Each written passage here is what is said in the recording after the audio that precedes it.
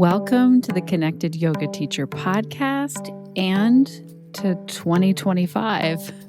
If you are new here, I'm thrilled you found us.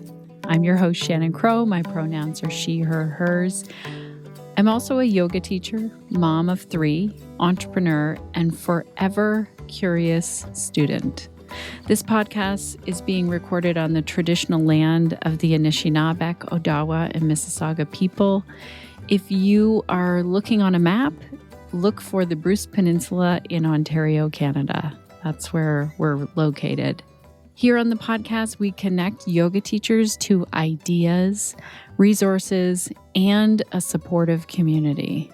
Whether you're just starting out as a yoga teacher or you're well into your journey, this is a place for you to feel supported and inspired. To our returning listeners, thank you so much for coming back. Now let's dive right into today's topic and meet our guest.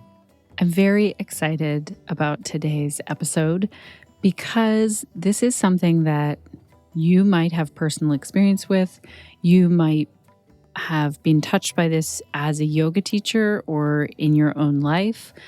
Global fertility rates have dropped significantly over the past few decades. So in the 1960s, the average babies per woman is what the statistic is, but per birthing person was 5 children. That was in the 1960s. But now it's closer to 2.3, with many countries falling below the replacement rate. So there are so many factors: stress, lifestyle factors, societal shifts. These all play a role, and this is why you likely have people coming to yoga saying that they want this to help them on their pregnancy journey.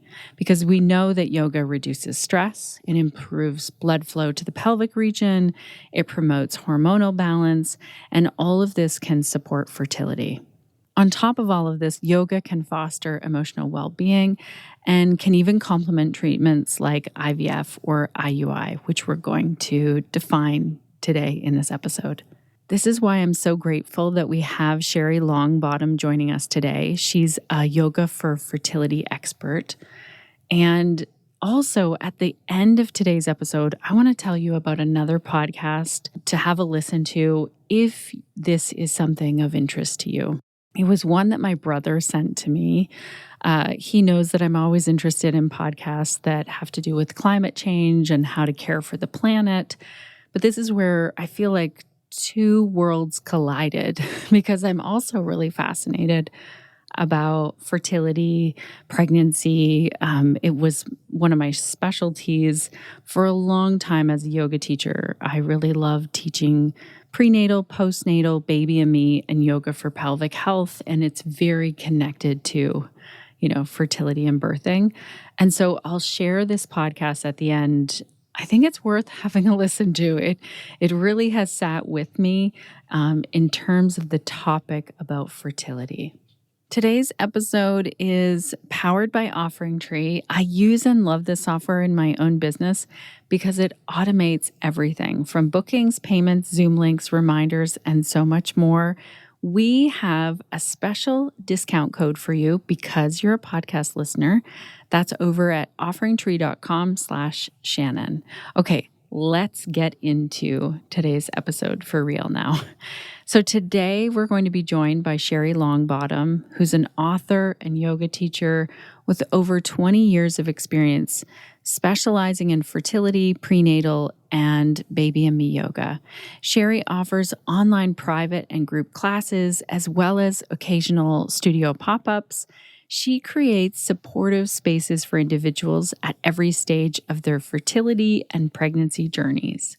Sherry's classes are thoughtfully designed to support those just beginning their fertility journey or those who have faced challenges conceiving or maintaining a pregnancy.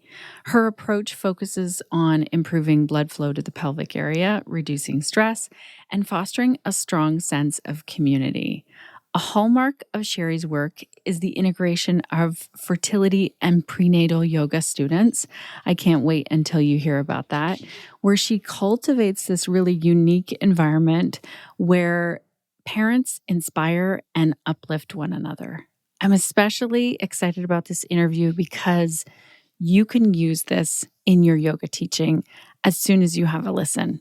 Sherry has lots of tips and insights for yoga teachers on how to support students who are on that fertility journey. She offers practical advice on class design, pose modifications, and the importance of mindfulness. This conversation is a heartfelt exploration of how yoga can provide both physical and emotional support for those navigating fertility and pregnancy. So let's dive in and meet Sherry. Welcome to the Connected Yoga Teacher Podcast, Sherry. It's so great to have you here.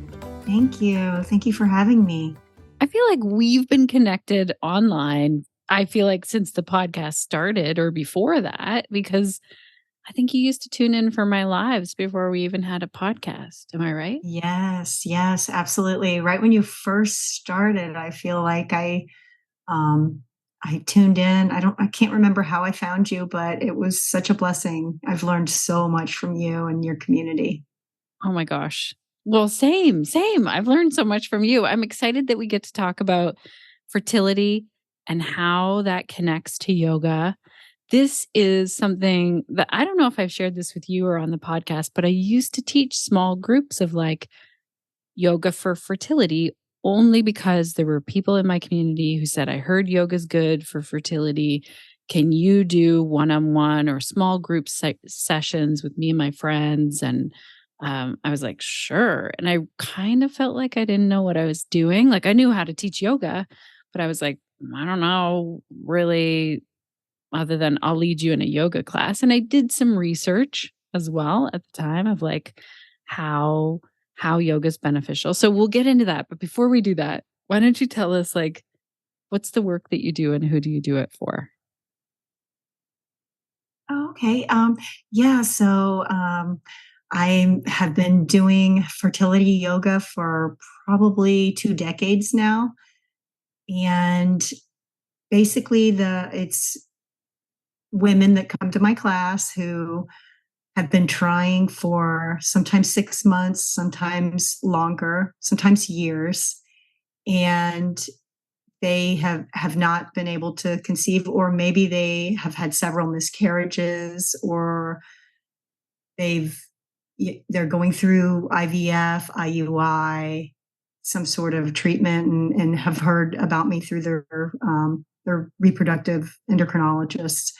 And I set up a program to just focus on blood flow, getting blood flow to the reproductive areas, to their pelvic area, and stress reduction, and just creating a community for them to know they're not alone. There's a lot of people going through what they're going through who have been through it. And I have a lot of people that come back for their second, third babies. Once they get the first baby, for some reason, it seems like no problem with the second and third and beyond. And they come to the class because they want to be part of it. They want to encourage other women. And they love that part of just being in the class and being supported. It's not the typical prenatal yoga class. I do blend the fertility women who are going through the fertility journey with the prenatal women, because I've found over the years that the prenatal, they don't want to leave our class and go to a different prenatal. They want to stick with and continue to cheer and support the other women.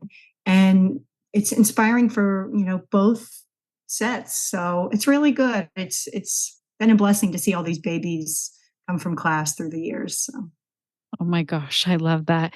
So just to clarify, when you say you don't separate them out once they conceive, like your students stay in there, but it's also not like, okay, this is a prenatal class where we're throwing in fertility people. These people have had issues with their fertility or are coming to yoga specifically like for their fertility. Exactly. Because I do have women in the class who have tried for almost 10 years and have had either miscarriages or haven't been able to conceive, or maybe, both. And The only thing different they added was the yoga, which is wonderful. You know how it reduces stress, and then just having that community of other women to talk to has been instrumental, I think, for them. And yeah, so I keep them together. And I've had classes where out of 5 people, 4 of them are pregnant, and we just have that one new one that's coming. And I think, how is this going to work out? And it always works out wonderful because the other women are inspiring for the new one who comes in versus, if you go down rabbit holes on Instagram or social media or whatever, who knows what you're going to get in those communities. And so anyway, I tell them, don't Google, don't look online, don't look at your stuff on WebMD, come to our class.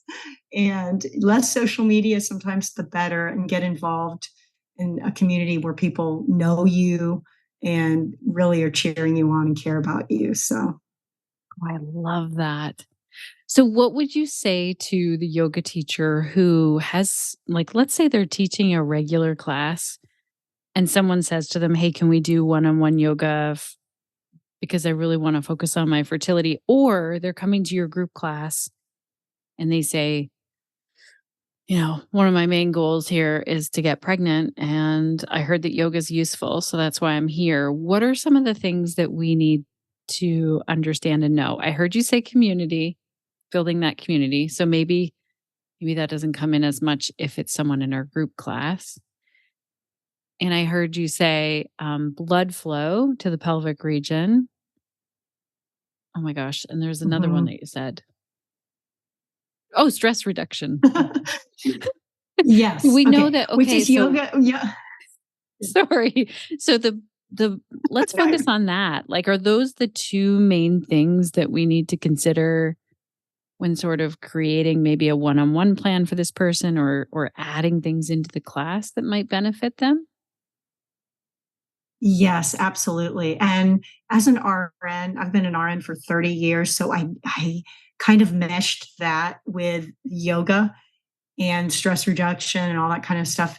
And I really feel like, number one, so if you have someone coming to you and maybe they want some one-on-one and infertility, or just to get their body healthy, to be able to balance their hormones a little bit more and get their body in the best shape for if they're going to be doing IUI, IVF, or even considering that route, or maybe it's even before they're considering that. They just want to get their body in their best shape for conception. Um, that's when I tell them, okay, so here's, if you want to do one-on-one, that's great. Well, let's do a couple one-on-ones. And then I always try to get them into the group after a few sessions of one-on-one. Not that I don't love one-on-ones. I absolutely love them because I get to know them really well. But I think the support is a big part of it. And I sometimes continue the one-on-ones to the side if they want maybe a one-on-one once a week, because sometimes they love that too, just having their own little one and then joining the group as well. So when they come to me, we look at, I kind of see how long they've been trying, how old they are, have they had miscarriages, what are their kind of, they tell me as much or as little as they want. And and as they get to know me more, they tell me a lot more. Right.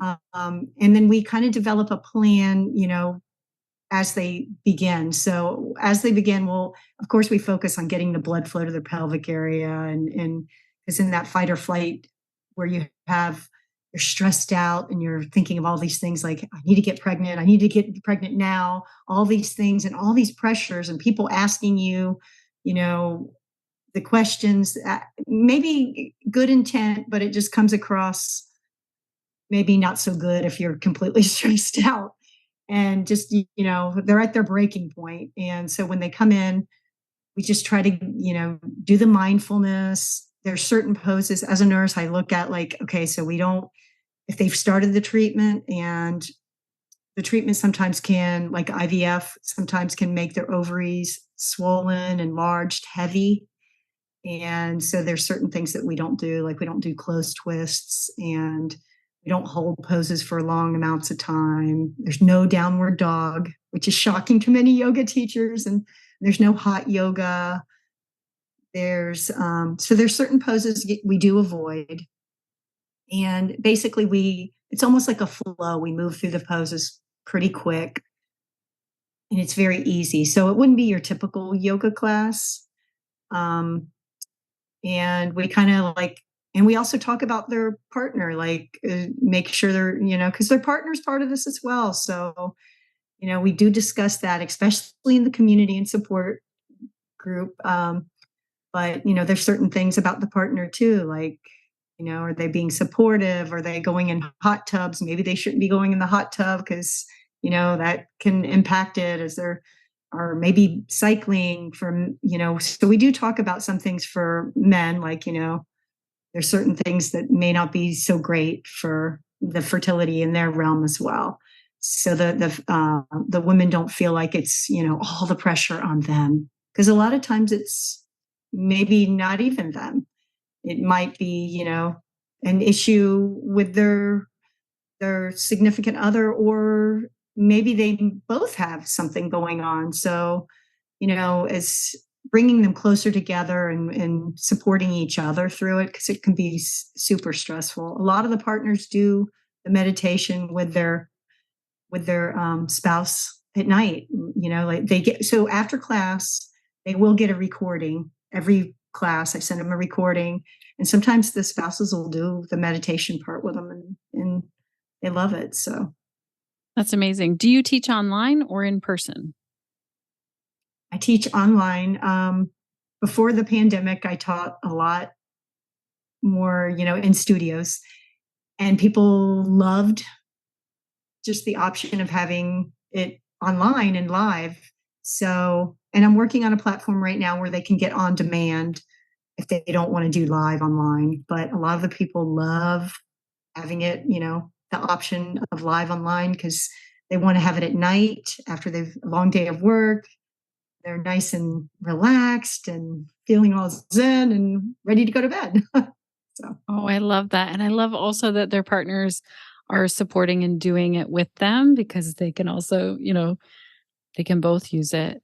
I also want to highlight what you said about external pressure and people saying things like, well, I remember what it was like the moment I was married. I mean, before I was married, it was like, when are you getting married? And then it was like, when are you having children? And I think it's really important, anyone who's listening, what if we just stopped talking to people about when are you going to have children?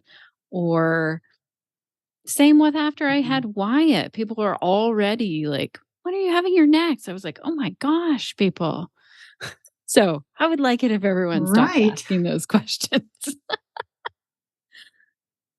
I agree 100%, because we really don't know what that person's going through. Maybe they've been trying for 5 years or more. And especially during the holidays, it's usually people have good intent on what they're saying, but it just comes across so hurtful. So yeah, absolutely. I know if we could just, a lot of people get on cruises and just leave during the holidays because they're like, I can't take one more question from my family asking that, Oh my or gosh, friends, yeah. Yeah, Yeah. yeah. Hmm. Even with my And kids, hmm, if people ask them questions like, "Oh, when are you getting married?" or this came up at a recent family thing, I was just like, you know, it's not an expectation that everyone gets married or has children. So, like, I try and scoop in there with my kids and be like, "Don't ask my kids those questions." right. It'll happen when it's right for them if they want it to happen. Right. Yeah, Right. exactly. And sometimes there's all these different circumstances that, maybe it's not for them, or maybe they don't want that, So I know it's sometimes people just, they don't know what to say, and they say something that comes across, can be really hurtful. Yeah. And I do have a lot of people during the holidays sign up for the class because they're just like, they want to try something new, try something different that they heard about maybe online, or because fertility yoga is all over the internet. It And is.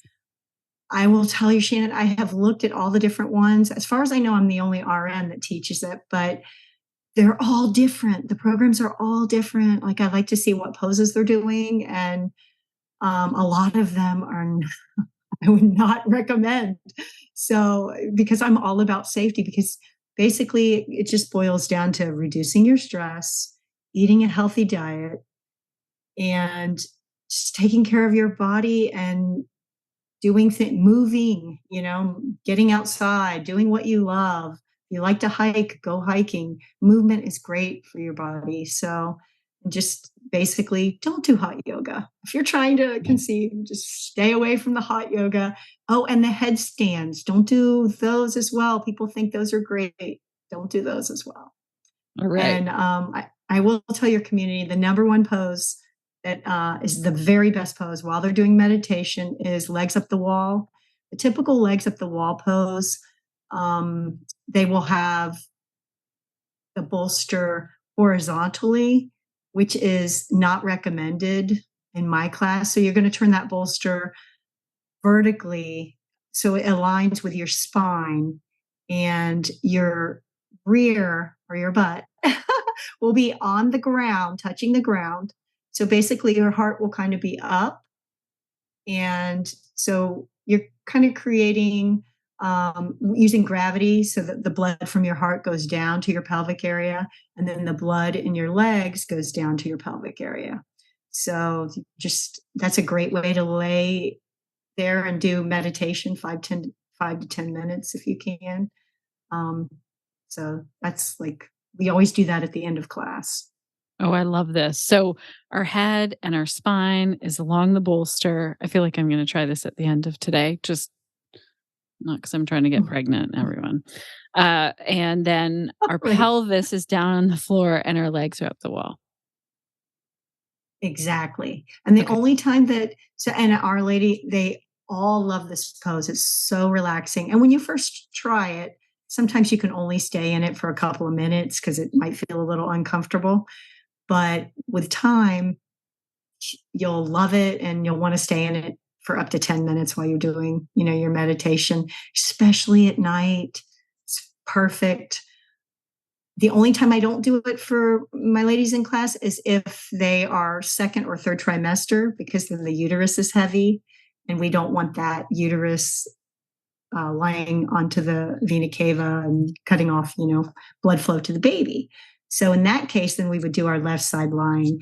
And another tip that I give everybody in class, if you're trying to get pregnant, start sleeping on your left side, because medically you get more blood flow to the uterus, more oxygen, creating a better environment to conceive. So sleep on your left side and once they do get pregnant, keep sleeping on that side because more oxygen for the baby is great.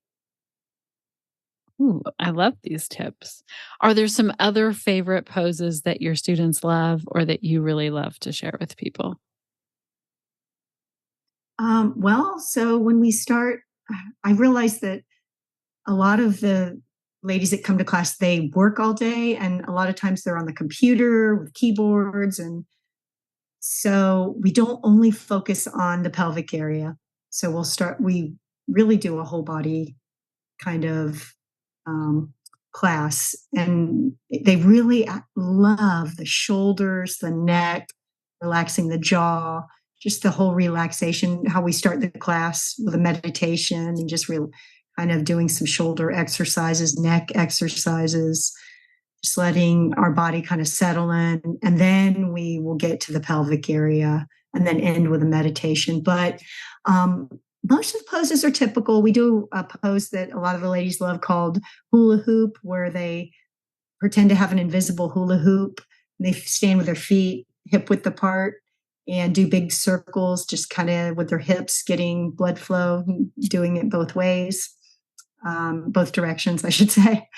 And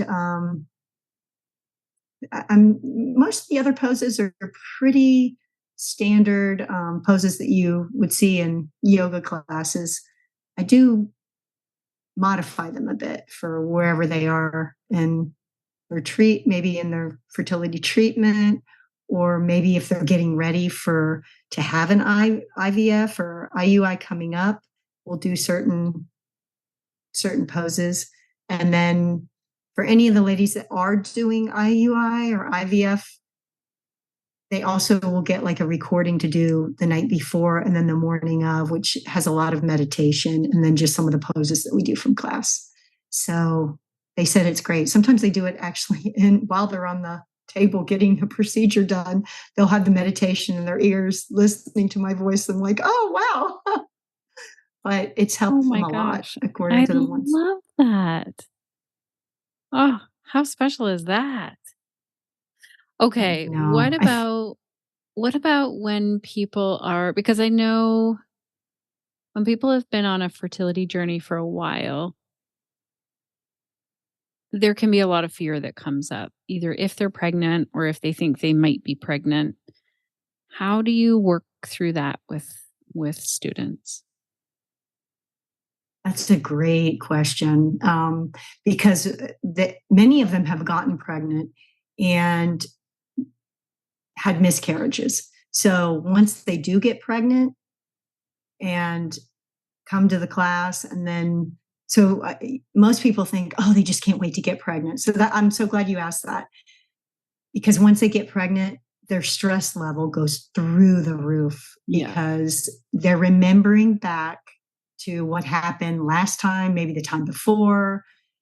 And as they get closer and closer to that date when maybe they lost the baby last time, their stress is greater than when they even came to the class, because they're just constantly thinking, is this going to be the same thing? So we do work on, I can't tell you how many times I've told them over and over and over, this is a different pregnancy. Each time is different. What you're doing now, you didn't do last time. Maybe they might have a different doctor. Maybe they might have, we know they have yoga now. And they weren't doing that before. A special class is support. And it takes a weight off of them to know that this is different. This isn't the same. They're doing everything they can, and they're taking care of their body. They created the healthiest body they can to conceive the child. And not only are they taking care of themselves, they're taking care of their baby, and they're doing great things. So it's just a lot of positive, and the group support is there for them. We're all checking in on them, and if they're having a bad day, they'll text me. I give them my cell number. They'll text me, and I'll text them back. I just being there. They just need somebody there for them to not dismiss their feelings and to validate that those feelings are normal. Everybody has those feelings who have been through that, and it's okay. You can feel it, but this is different, and we are going to get you to the point where you're holding that baby in your arms. It's not going to be the same. And I think that they just need to hear that. And sometimes, their spouse might say the wrong thing, or their partner, they're it's just a hard time. And sometimes they just need somebody outside of their household to say, it's okay. I mean, I've had lots of doctors in class that know way more than me. They went to medical school, and they have tried forever, and they have their babies now. They've been in my class, and I'm so excited because they will ask me, they need to hear that this is different. This is going to be okay. And and so it's been wonderful seeing all the babies throughout the year. Sometimes that's all they need, just that, to hear it's going to be okay this time. You're going to have the baby. And many of them do not believe that it's actually going to happen for them all the way up to the very last day. There they are delivering their baby, holding the baby in their hands, and they'll send me a picture. I can't believe it. And they're really still shocked that they have a baby. Oh my So, it's gosh. amazing what our mind can do to our bodies, and just, try to sabotage the whole thing. So I really think that, probably 90% of it is working on cheering them on, getting their mind through it, because, those sleepless nights of, okay, now I'm at the same week where this happened last time and I lost the baby. So, just having that supportive group of women is key. That's amazing. I love the way you're supporting that and saying, like, this is different. And also the whole group is there. Uh, the other thing I found in working with a small group of people who really were focused on yoga for fertility was when someone would get pregnant or would deal with infant loss. Like, how do you navigate through that with your group? Like both, like Yeah, someone getting pregnant is super happy for that person, but then what about the rest of the group? right. Right. And that does happen. I mean, we've had people in our group who have gone through several series, which, ends up almost they're in the class for a year and they've watched everyone else who had been trying for years all get pregnant in the class. And they're thinking, well, maybe I'm that one that's not going to get pregnant from the class. I'm the last one. And we keep saying, you're going to get pregnant. You're going to get pregnant. We know it's going to happen. Just keep coming. It's good, and sometimes they don't believe us, but they end up getting pregnant. We just continue to cheer them on. But very true. We do have, it's a tricky thing because some of the women will get pregnant and you want to be, and the other women want to be happy for them. And we've gotten so close that it's almost like a family because they say, we're really happy for you, but you can see they're tearing up and crying because they have gotten to know the other women so much in the group. They'll say, I'm so happy for you. I just hope it happens to me. I hope that I get pregnant. And, and being able to say that. And then we have crying in our class quite a bit, happy cries and sad cries. And I think just knowing that both things do happen and that there's no judgment or a family. Many of them have been down that route before and just the support of, yeah, I remember going through that and that sucks. And here I am, and hopefully inspiring to them. But yeah, I mean, I've had a lot of women where that happens, they'll cry and say, I can't believe it's not me. It's everybody else in the group, but not me. And I just keep saying, you're doing everything you can for your body and your baby to create an environment for a healthy baby to grow in. So let's keep doing it and it's going to happen for you. And it does. And when it does is a great thing. But I mean, I've had women in class for years that think they're maybe not. I mean, I just had one who was in her 40s for her second, you know, early 40s for her second one, come back again. And just, it's wonderful when it does happen.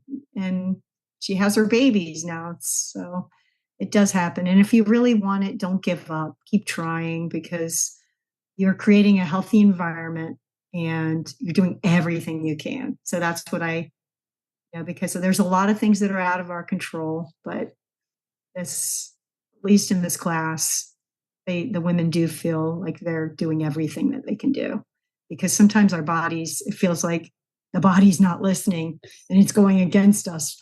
But, Right. when you do all those things to make it, to create the best environment for your body and your baby. And I will say the babies that have come out of our class, from the women all say the same thing. They're so mild mannered, so easy. I'm like, it has to be because they went through fertility yoga for all those months. I always laugh and say, you're going to have a really easy baby. So just keep going. So that encourages them. Oh my gosh, I love that so much. You are a real like cheerleader of a person as well. I know that just from witnessing you online cheering other yoga teachers on. So I feel like this is like you are shining in that. Hey, connected yoga teachers, I'm popping in here for a moment to ask you if running your yoga business ever feels just like you're doing this juggling act. If so, you're not alone. I've been there. And this is why I love OfferingTree for my online classes and offerings, but also for organizing all of the things. It's this all-in-one platform. It handles my schedule, the online payments, the Zoom links, and it even can be there for you if you don't have a website or you want one that's really simple to build. And the best part about this is it's very automated. It reduces your headaches and that juggling time as a business owner. So imagine spending less time on admin and more time doing what you love, which is teaching yoga. If you're interested in checking this out, we have a special podcast listener discount code for you. And OfferingTree also offers a 14-day free trial. So to check all of that out, go over to offeringtree.com/Shannon and you can see the discount. I also am so appreciative of the team over there. They're so amazing at support. There's also a Facebook group for OfferingTree questions. People are very quick to answer those in there. This really has been the go-to software for me, and I tell all yoga teachers and studios about it. Again, that's offeringtree.com/Shannon. Okay, let's get back to our episode with Sherry Longbottom, where we're talking about fertility yoga. Is there anything that you'd tell the yoga teacher who wants to put a series together for fertility? How do we know if we know enough? Yeah. Oh, I also want to say that you have a book. I don't know if the book is for yoga teachers or if it's for the person who's trying to get pregnant. It's for both. Okay. Yeah. So the book is it's a super short read, and it's got a meditation at the beginning. So good to hear my voice if you haven't already been bored of it from this podcast. But yeah, it's a great little short, like why, when, what. Basically, it tells you the difference of a regular yoga class versus fertility yoga. And so for somebody wanting to know if they should join a fertility yoga class and who's trying to conceive, it's great because it tells them the difference. And for a yoga teacher, it's great because it will educate them on the difference if somebody asks them, and maybe if they want to offer a fertility yoga class. And I am going to be offering, finally, yoga teachers have been asking me, so I'm going to do it. I'm creating I have a wait list right now, and I'm going to create in 2024. I'm in the process of it right now for yoga teachers who want to get certified and do fertility yoga. I'm going to teach them everything I've learned in 20 years and be there to mentor them through. I don't want to just throw them out to the wild because there's so many different questions that a lot of them might have, and I'll help them set up, their site if they need to, like so that they can offer it online as well if they want, or in person. But yeah, I've created because there's certain poses that they would want to avoid, and then there's poses that I highly recommend that women have loved and been very successful through the program. So I like to say, here's the poses, and we'll go through and we'll modify, and so I'm creating a community for teachers that do want to specialize in fertility. I'm certified in prenatal as well, so that's why safety is key. So we'll do fertility, prenatal, some postnatal. I am also certified in mom and baby. So if the yoga teachers are interested in that, we can add a part to that. So, but yeah, I just want to create a community where we can get the word out more on it's okay that if you're going through fertility treatments, come to this special class, because we don't want to just throw you into a regular class where people are just getting pregnant at the drop of the hat and saying, oh no, I'm pregnant again. And that's like the last thing somebody who's been trying, or maybe had a miscarriage, or, who's just been through all that, needs to hear. And if they've gone through all of that, maybe IVF, and spent tons of money, energy, time, stress, all of that, they don't want to go to just a regular prenatal class, because then in their head they're thinking, am I going to do something to mess up this pregnancy? Or am I doing the right things because they've already put themselves into um, a way of thinking where getting pregnant was different than all of their friends and family, maybe. So they've had to go through all these different avenues to get there. And so they're always second guessing, like, am I going to do something wrong to mess this up? And they put a lot of the blame on themselves, like we do sometimes, which, yeah. And so that's why fertility yoga is great, and prenatal yoga for the ladies who went through that, to say, hey, you're doing everything great. And here's the poses. I'll say that in classes all the time about, and these poses are safe if you're pregnant now. So, because they always want to be reassured that it's okay. Yeah. Can you fill our listeners in who maybe don't know what the terms are, IVF and IUI? Oh, yeah. I'm sorry. No, Yeah. that's okay. So IUI is usually the first thing that they'll try if they haven't been able to conceive for like a year, when they go see a reproductive endocrinologist. Many times they'll do IUI, which is intrauterine.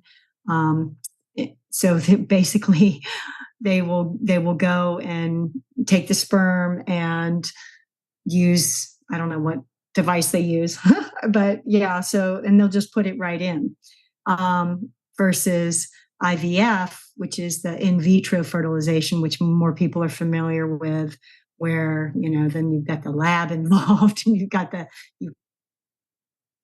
egg, they do the egg retrieval. So they go in for that procedure. And then, they will take the sperm, and then they'll put it in and do all that in the petri dish. And that's what people are more familiar with. And then the lady will go back and then have her transfer day. And then they, go from there. And then there's like a big 2-week period, which is super stressful, because then they're waiting to see if they're pregnant or not. And that's another thing I always tell everyone. The reproductive endocrinologist will say, don't do pregnancy tests, because they can come back wrong. And those 2 weeks seem like forever for the ladies in the class. I always say, don't take it. And some of them will, like, they just can't wait. They can't help it. Oh my Yeah, gosh. like they can't help it. By day 2, they're like, I think I'm already feeling the symptoms. I think I'm don't. So for those 2 weeks, we try to like cheer them on, say, don't take it. And, but yeah, and they do a lot of meditation during those 2 weeks to just like try to stay nice and relaxed. And if they want to do extra privates, I'll do that, whatever they want. But so that's kind of the difference. So the IUI is a lot less, I guess, invasive. I don't know. It's just basically maybe a quicker route. Sometimes that takes, and then sometimes it doesn't, and they go to IVF. And I don't know how the doctor distinguishes between, like, if they want to go straight to IVF or if they want to try IUI first. But a lot of people like to try the IUI first, because they don't have to go through the process where they have to, do the retrieval and all that. It's just one thing.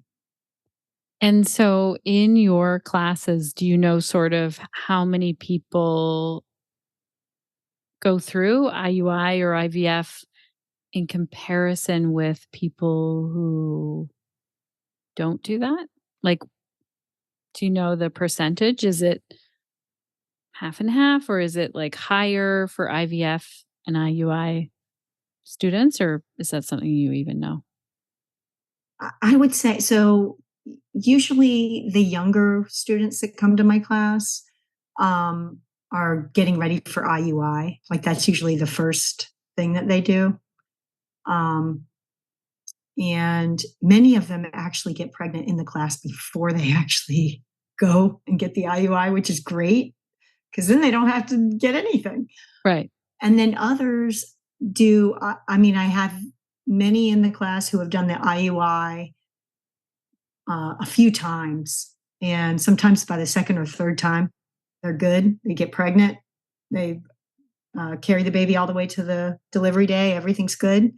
And then other times I've had, I do have ladies that come to my class and they've been through 3 IUIs. Maybe they're starting their first IVF and they're like, okay, I want to try something new while I'm doing the IVF and see if this is the winning combo. And so it just depends. I don't know the percentage, but I do know the majority of women that come to class, unless they're higher up in age, usually if they're higher up in age, then they go straight to IVF. They're like, okay, I don't want to like try all the other stuff prior.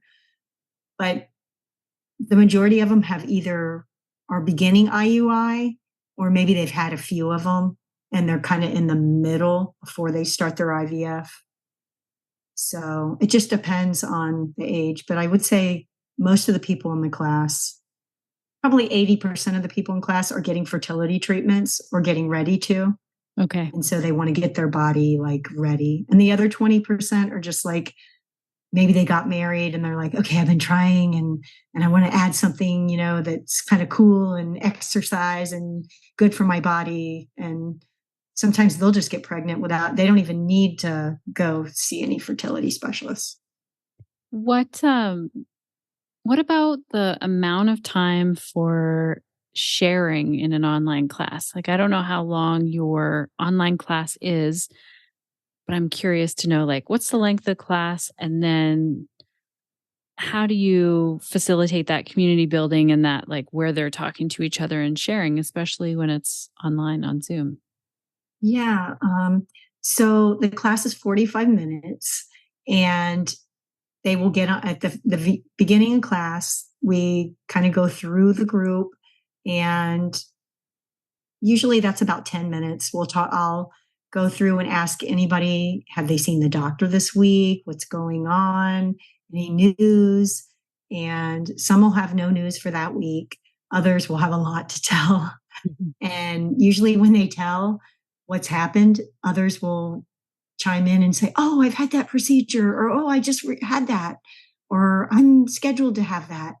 And so it's great because they actually learn from each other, which is much better than me just saying, oh, well, here's what you're going to have done. And so it's so much better because it creates an environment where they want to talk. Sometimes I just have to say, okay, we'll talk about the rest of it at the end of class and, Right. cut them off Okay. So you because do limit it then. yes, I've had to do that. Yes. So, and sometimes they don't have a lot to talk about, but other times they have a ton to talk about. And if it's something that's super important and there's no way they can wait, then I'll say, okay, well, if you want to keep talking about it, we'll continue on. And who wants to stay 10 minutes longer for class? And the majority of people say, yeah, yeah. And so then I'll say, okay, well, let's keep talking then. And then at the end, I always, we do the meditation. And if anyone has anything coming up, they'll tell us, here's what I have coming up this week. And so they share that. And they all, usually the majority of them by the second or third class, all want to exchange phone numbers. So I say, okay, if you want to do that, then, and within 2 seconds, they all put it in the chat and they're all group texting each other and cheering each other on for doctor's visits and that kind of stuff. So, yeah. And so, and also the cool thing about that is when someone has their baby, then they send the pictures to, oh, I'm in the hospital or oh, I just had the baby. And so we all get to see the photos like right away, which is really cool. Oh my gosh. I love how you're creating such community and they're connecting with each other outside of this. The fertility, prenatal, and especially baby and me. I mean, I loved teaching baby and me back in the day. And Uh-huh. just this week or this month, we went into city. It's only 20,000 people, so it's a very small city. And we watched the lighting of the lights for Christmas, and we were walking around town and, like, there's all kinds of activities going on, and we went into the toy store to look at games, and there was this mom who I knew her baby when she was in baby and me yoga, and this child is almost half the size of me or tall, like getting close to my height. And she just stood there for a minute, so did I, and I was like, "No way." And she said, "Can I hug you?" And I was like, "Yes." Like, I feel like there's such a bond that happens, not just with me. Like, I was super excited to see the babies and be in that space and support people who I think, like, it's stressful, prenatal and that period of time, and it's really nice, but also to see them build that with other moms, like, oh, that was powerful. Yes. Yes, I know. The greatest gift that I can get is when I'll just get a text out of nowhere of a picture of they'll send me either like a holiday photo or a picture of like, look, here they are at the school play or whatever. And I think, oh my gosh, I can't believe it makes me feel so old. Like, and they're so grateful that they're like, you made this happen. I'm like, oh no, you blessed me. Like, I continue to do this because I feel like the joy, it's just so sweet to get those texts and see how, how blessed and I mean, I'm so grateful that they let me be part of their journey, and they don't realize that like they're it feels so much. I feel so much love and so happy to help them that they're saying thank you, but I'm like, oh no, I feel like I've just done this all for myself, because I feel so, it's almost like when you volunteer, and you feel like, wow, the greatest gift was actually like doing it and helping other people. And I just like want to keep doing this until I'm like super old and probably coming around with my walker and like, oh, there's Granny for the fertility yoga. I get so much out of it seeing all these babies, and pretty soon they'll be like, "Oh, they're going to college. They're doing this and that." It's amazing. It's amazing to see that, and I think it's really special, especially you're in the US, I'm in Canada, and in North America, there's a lot of people who are not living in community like we used to, like, not living right near all of their family for good and bad. And that support in those, small communities that we can build can make the biggest difference. I just remember there was one mom in our baby and me class who had chosen, fertility treatments on her own as a single parent, and the amount of support and love in that class for her, like, they were going to her birthday parties like they were her family. They were helping out in all kinds of ways, and I just remember thinking, "Oh my gosh, what an incredible group of people," you know? Yeah. Yeah, absolutely. One other, you just made me think of one other thing. Another wonderful thing about the group is when it's time for them to get their shots, like their trigger shots or their their shots that they're getting. They're usually their spouse or their significant other will have to give the shot, or maybe their significant other's out of town and their relative or a friend, or and the sheer terror in their eyes before that first shot happens, because basically you're given all these medications, mix this, do that, here's the needle, here's this, and they're not in medicine, they're not in healthcare, and they're like, oh my gosh, I hope I'm doing all this right. And so the group is wonderful and will say, you got this. We know that feeling the first time. Let us know how it goes. It'll be, that's like the easiest part of the whole thing, the shots, it's like, but just what your head can do and how you can drum it up to be so terrifying and like, and it really isn't. It's these women become pros at supporting each other and encouraging each other, like, oh, you got this, the shot's no big deal. Yeah. Oh my gosh, that's amazing. If our yoga teachers want to connect more with you, or if there's someone listening to this and they are not a yoga teacher and they just want to sign up for your classes, where's the best place for them to connect with you? Yeah, they can go to my website, myyogarn.com, or they can find me on Facebook, my yoga RN.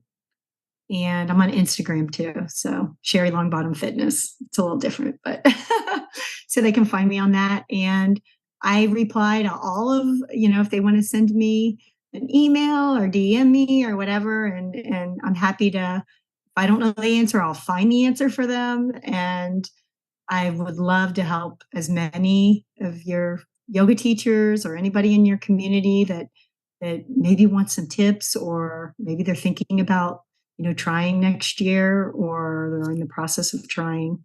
So I've been doing this a long time. I'd be happy to help anybody to get their little, I always say the little sweet peas. If they go to my Facebook page, they'll see all the sweet peas, a lot of them.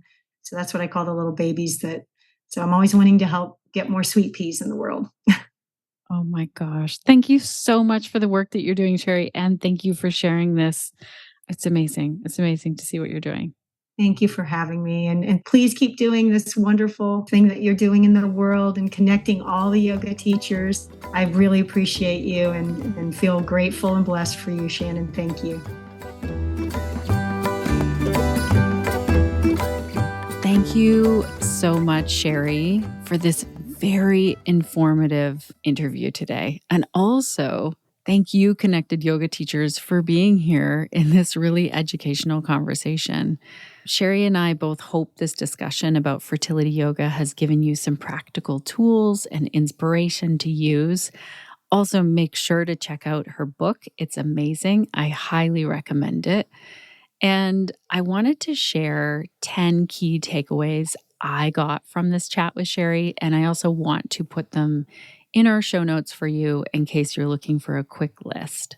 So, really, the key one for me in everything I've learned over the years is that yoga and a fertility journey go hand in hand. So, yoga reduces stress, it improves blood flow to the reproductive area, and it provides emotional support during a fertility journey, which can be very stressful. Number 2, community is vital. I think this about everything. Of course, I just think it is great to do things in community, anything from gardening to practicing yoga to diving in and helping with a big project. And I love how Sherry really emphasizes the importance of creating a supportive, judgment-free space where students can share their stories and encourage one another and know that they're not alone in something like this. Number 3 is one that I'm still working on all the time here on the podcast, but also in yoga spaces and in conversations with all humans, is inclusive class design. So combining fertility and prenatal yoga students fosters this mutual inspiration and understanding, and it reinforces the strength of shared experiences. So this includes people. And then I was thinking on this of how I would add to this to make fertility yoga even more inclusive. And for me, over the years, that has been to really take out gendered language when I can. This is why I call Baby and Me Yoga that name now instead of Mommy and Me, because dads were coming to class, grandparents, caregivers were coming to class with a baby, and I wanted to make sure that my language included people. I was also taught this lesson, this unlearning, learning new things by podcast listeners and friends who told me that some of my language was definitely not inclusive and it was really very gendered. So in episode 284, I talked about this. It's a great episode to summarize things. It's Beyond Pronouns and Pride Month. That's the name of the podcast. In episode 265, Gabby talked to us about teaching LGBTQIA plus inclusive yoga. That's an amazing episode to go and have a listen to. In episode 247, I share how being wrong is part of learning. We are all on this journey of digging in, learning, which means unlearning. And then, there are times, think back to when you were a brand new yoga teacher and how much learning you did just in teaching those first few classes and what you know now. That's just the way we go as humans. In episode 195, We did an episode, LGBTQ awareness for yoga teachers. Also, episode 217, the yoga of trans affirmation. We did that with Avery, and I'm pausing here because it's now Kai. So Kai had a different name at the time of recording of that episode. I just had to remember. And then in episode 246, we talked with Jacoby Ballard, and we were talking about anger and forgiveness and self-care in that episode. But I also want to say that I've learned so much from Jacoby in his journey with pregnancy. There's a fantastic article that he has written and a link to that because he's a father that gave birth to a baby. And it's important that we look at that language and look at how can we be more inclusive. It might not be automatic for you. And I'm incredibly grateful for people saying to me, this language that you've used in the past, Shannon, isn't inclusive, and here's how it could be better. It's an amazing gift. And so I want to share those resources with you. I know oftentimes when I'm talking about prenatal yoga still or fertility yoga, I often will refer to moms and, birthing moms. It's still a work in progress where I remind myself to say birthing people or parents, partners. Yeah.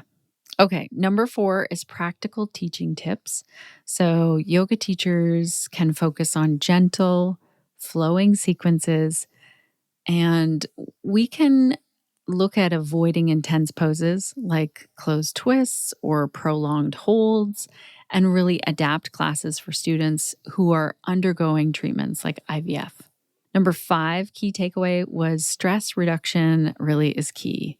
Meditation, mindfulness, and restorative practices are central to fertility yoga. Number 6, partner participation. Oh my gosh, I love this.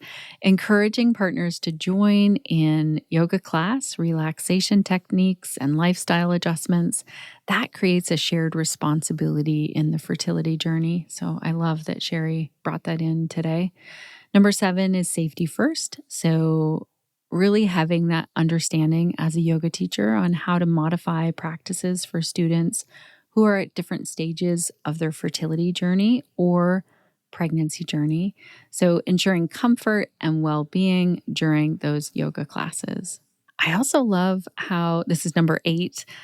Sherry talked about online accessibility, offering live, online, or on demand classes makes fertility yoga accessible to a wider audience. So just think if you were teaching, and you're like today in my area, it's a snowstorm right here.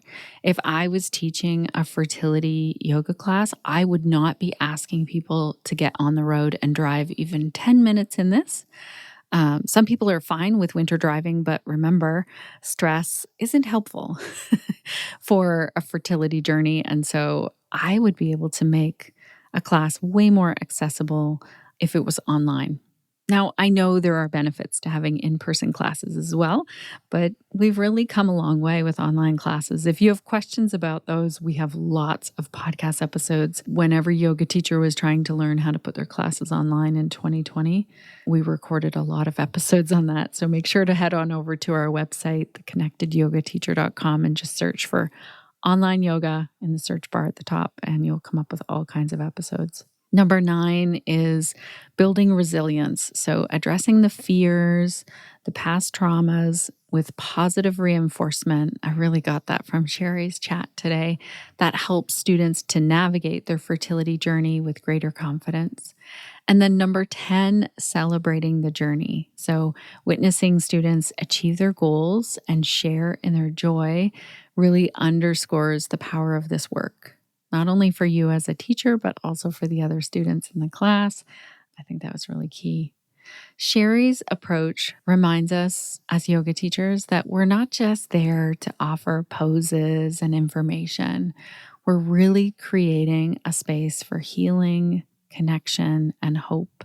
So yeah, I'm curious to hear from you, connected yoga teachers, if you have further questions for Sherry or thoughts on this episode. If you're teaching fertility yoga and you feel like there's something that you really find helpful as a fertility yoga teacher. If you're on a fertility journey, I just want to say that my heart sits with you today. That's a lot. And I hope that you can find a supportive community of others and someone like Sherry to help you on that journey. All of the links today are over at theconnectedyogateacher.com/388. So the list is there, the links are there. Also, I want to tell you, okay, so I need to check what the podcast name is. Hold on one moment. Okay, so the podcast is called The Baby Bust: How the Toxicity Crisis Could Cause the Next Economic Crash. When my brother sent this to me, I was like, I don't even know where this is going to go, but I always know that I'm up for listening to podcasts that he sends my way.